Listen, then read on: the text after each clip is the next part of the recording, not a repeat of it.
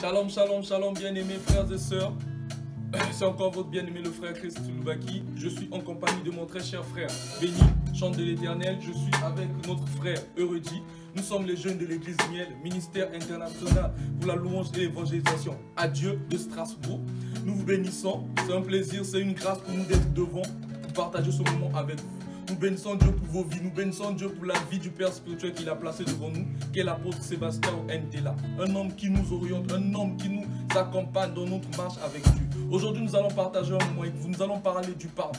Le pardon, bien-aimé, le pardon, frères et sœurs, le pardon est une puissance qui libère. Bien-aimé, le pardon est une puissance qui libère notre conscience. Vous savez, nombreux payent pour bénéficier du pardon. Parfois, ils payent trop cher. Mais nous, notre Dieu, notre Seigneur nous donne son affection gratuitement. Il faut pardonner, bien-aimé, il faut pardonner, frères et sœurs. Dieu, le Seigneur, pardonne toutes nos fautes pour lesquelles nous lui avons demandé pardon, bien-aimé dans le Seigneur. Mais lorsque nous parlons du pardon, nous devons apprendre à accepter le pardon des autres. Et nous devons également connaître, apprendre à nous humilier afin de demander pardon, de présenter pardon à nos frères et sœurs.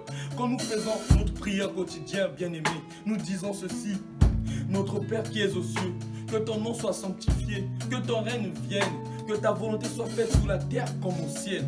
Et ensuite nous disons quoi? Donne-nous aujourd'hui notre pain quotidien. Pardonne-nous nos offenses, comme nous pardonnons à tous ceux qui nous ont offensés. Bien-aimés dans le Seigneur, frères et sœurs, pardonne à ton frère si t'as offensé. Si t'as fait du tort, pardonne ma soeur, pardonne mon frère. La Bible nous dit dans Colossiens 3, verset 13, supportez-vous les uns les autres. Et si l'un de vous a sujet de se plaindre de l'autre, pardonnez-vous réciproquement. De même que Christ, votre Seigneur, vous a pardonné, vous aussi pardonnez-vous. Bien-aimés, le manque du pardon peut affecter ta vie. Le manque du pardon peut affecter ta marche avec Dieu.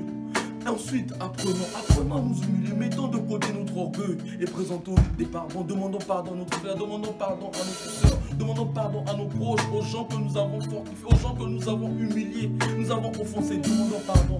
Vous savez, quand vous demandez pardon et que cela vient de tout votre cœur, vous obtenez la miséricorde. Car la Bible nous le dit, que celui qui cache ses transgressions ne prospère point, mais que celui qui les avoue et les délaisse obtient miséricorde. Demande pardon à ton frère, demande pardon à ta soeur, demande pardon à ton bien-aimé, et que la marche avec Dieu, que Dieu nous fasse du bien, que Dieu nous bénisse, que Dieu nous aide à accepter le pardon des autres, que l'Éternel, notre Seigneur, celui que nous servons, qui est fidèle, vous fasse du bien, vous protège.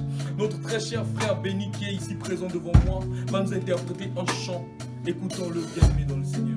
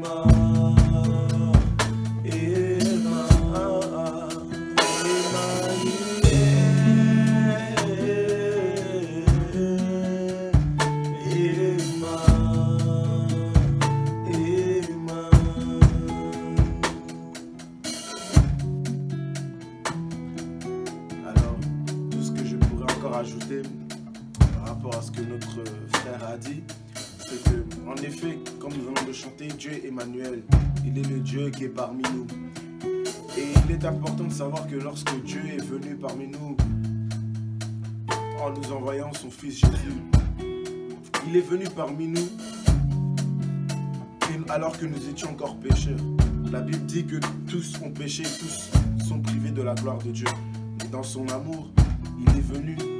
Dans sa grâce, il est venu et il n'a pas regardé à toutes nos faiblesses, il n'a pas regardé à toutes nos fautes. Et c'est ce que aussi tu dois réussir à faire. La Bible dit, avant de voir la poutre qui est dans l'œil de ton frère, vois déjà celle qui est dans ton œil. Et c'est pour ça que je t'encourage, bien-aimé, à ne pas garder la rancune, à ne pas garder la haine.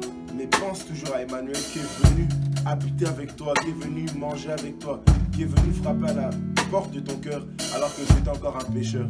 Alors, n'attends pas trop des autres, mais sois mis et donne ton pardon, libère le pardon, apprends à pardonner, apprends à aimer, apprends à être humilié, à demander pardon. Parce que Christ aussi s'est humilié afin d'être réconcilié avec toi. Alors humilie-toi aussi si ça peut provoquer la réconciliation avec quelqu'un. Voilà, que le Seigneur vous bénisse. Et voilà la part que je peux apporter au message. Que Dieu vous fasse du bien, très cher frère.